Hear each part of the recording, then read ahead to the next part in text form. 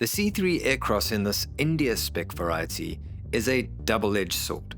It marks the inevitable corporatization of Citroën. Every French car fan has been concerned that eventually they would remove the soul from Citroën, which has always been the unique cushioned ride characteristics and quirky design choices. I hate to say this as one of those French car fans, but the soul has officially been removed with these India Spec Citroens. As part of the Stellantis group, there has been a question as to what they would do with the Citroën brand over the years, and it does seem that the decision was made to make Citroën the brand that would compete with more mass-market vehicles, especially with the ever-increasing threats of high-quality, affordable Chinese vehicles growing at a rapid pace. So, on one hand, we've lost a lot of the charm of the brand that we've come to know and love as Citroën. However, I do think, had they not made this decision, the brand probably would have ceased to exist. And I make this video as both a big fan of the history of the Citroën brand, but also an owner of the new India Spec Citroen C3 Aircross. The biggest reason for this cost? My wife and I had a slightly more expensive vehicle that was probably a little bit too expensive for us on monthly payments, and we needed to bring our costs down. So our outgoing car is the beautiful C5 Aircross, and replacing it with this new C3 variety is an adjustment, to say the least. There is a marked quality difference. We have lost a lot of the creature comforts that were synonymous with French cars, such as auto wipers, auto lights, cruise control. The window no longer automatically closes when I pull up the switch. There's no button to lock the car centrally. So a lot has been stripped out to make this vehicle more affordable. And then there's the little things, such as popping the hood and noticing that the way the motor is put together just isn't as slick as the old French cars I've owned in the past. My inside door handle just feels super cheap, and yet here I am, an owner of a car that I'm claiming is objectively worse. Why is that? It's cheaper. Way, way cheaper. I am getting into a brand new vehicle for a lower monthly repayment, although I think the George dealer worked some magic on his financing. I'm back into a warranty and a service plan that is better than the old warranty and service plan that Peugeot South Africa were offering. And this car has a lot of things that are done correctly. They have fitted it with Stellantis' award-winning 3-cylinder 1200 turbocharged engine, which is just a fantastic motor with lots of power, and it sounds pretty cool too. There's a little bit of turbo lag, but nothing to complain too much about. And what I love specifically about this automatic 7-seater variety is that they have done the 60-40 split on the back seat, which is a huge missed feature in the 5-seater in my opinion. And they have installed this very decent aircon system that keeps the entire car cool and does so quickly on a hot day. But with great cost cutting comes great I heard an Indian podcast that said the problem with these new Citroens, specifically for the Indian market, is that they have gone too extreme in the opposite direction. First, they were too tone-deaf and too expensive for the Indian markets. Now they may just be a little too cheap. That's a fair comment when you consider there's a lot to grimace at here. It's an aggressive compromise. On the other hand, I am immediately getting more compliments with this car. I think the color helps to accentuate its aggressive styling. Sure, it's a bit more of a corporate look, and you may mistake it for a Renault Kiger or insert any other car that uses these new slanty lights. So it's not those distinctive Citroen lines.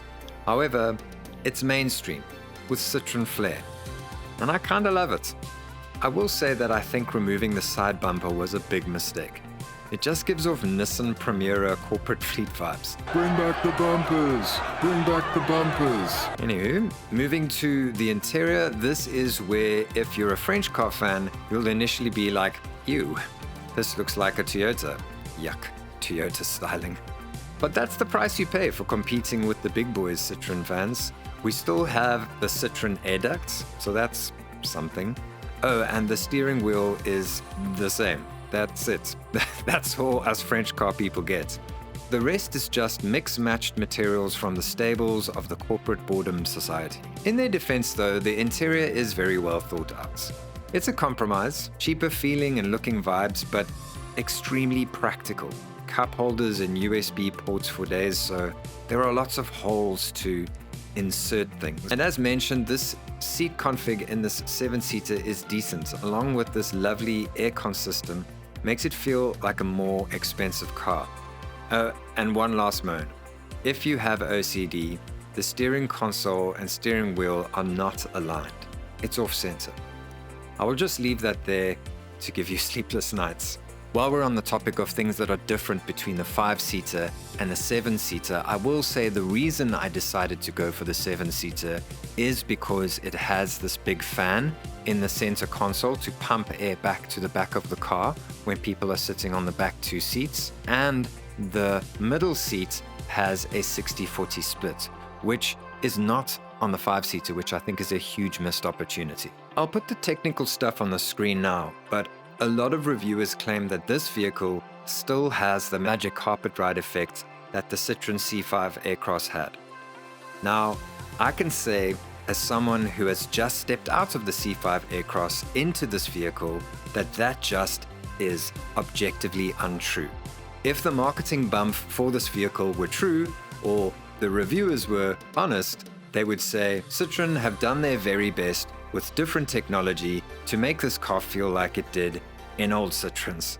Now, what I can say on a positive note here is that I also used to own the Peugeot 2008, and that vehicle felt a lot like the C3 Aircross. Now, that Peugeot I used to own was also a very fancy GT variety, and it had a well-respected drivetrain. This C3 Aircross simply feels like a more affordable and slightly higher rise version of my old fancy Peugeot 2008. So while we don't have that magic carpet ride effect, I do feel that this firmer, more robust suspension works better on our rough South African roads. And I must mention that with its class-leading wheelbase distance, which is the distance from the back wheels to the front wheels, you're getting a more sturdy stance on the road.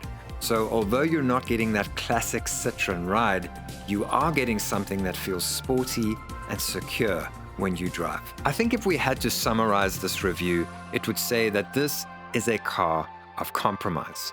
And compromise, I was raised to believe, is a dirty word. However, when you take cost and living with the vehicle every day into consideration, compromise starts to feel like a very good thing. Out of all the corners that have been cut on this vehicle, I think the only thing I'm really going to miss a lot is the cruise control when I take long trips on South African roads. This 1200 turbo engine does wonders, but it does feel a little underpowered at the top end for overtaking. So what seems to be a common trend with a lot of these more affordable SUVs is that they are slightly underpowered. Take that Renault Kiger I mentioned earlier. So within this price bracket and competition, I would say the Citroen C3 Aircross is in fact one of the better drivetrains out there. With the Citroen having the turbocharger and a lot of its competitors not having turbochargers, we do get a lot of oomph in acceleration around town. And when overtaking, it just takes a little moment to get the power you need. However, for daily driving, it's actually a little bit more zippy than my beloved C5 Aircross. And honestly, I think I enjoy it around town more than I did with my C5 Aircross because of that, which is saying a hell of a lot. The first review I saw when Googling this car was from Auto Trader, and they made this review at launch, but I do feel even at launch, their review was a little bit tone deaf to the rest of the market. This C3 Aircross got a really bad Latin NCAP rating of 0. However, Citroen immediately remedied the situation by increasing their airbags from 2 to 6, added ISOFIX, and a few other little things to improve the vehicle, such as a better climate control.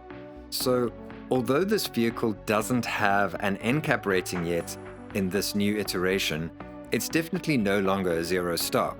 I must note here though, that these more affordable cars tend to remove traction control from the vehicles because it drops the cost of the vehicle down by a considerable amount. So before you judge the C3 for its poor NCAP rating at launch, be sure to check its competitors as to whether they have all the same features, because not many of them do, and if they do, they're almost definitely more expensive. Whoever spec'd this car was doing their homework and put an incredible amount of thought into this vehicle because they knew that a very good entertainment system will sell the vehicle. And for me and my wife, that was definitely true because we couldn't wirelessly connect our CarPlay and Android Auto, and even wired, it was a bit of a mission in our old Citroen C5. It doesn't have the best audio in the world, but it's also not terrible. And a little hack here, I increased the bass slightly and dropped the mids for a nice even tone and made a huge difference to the sound in the vehicle.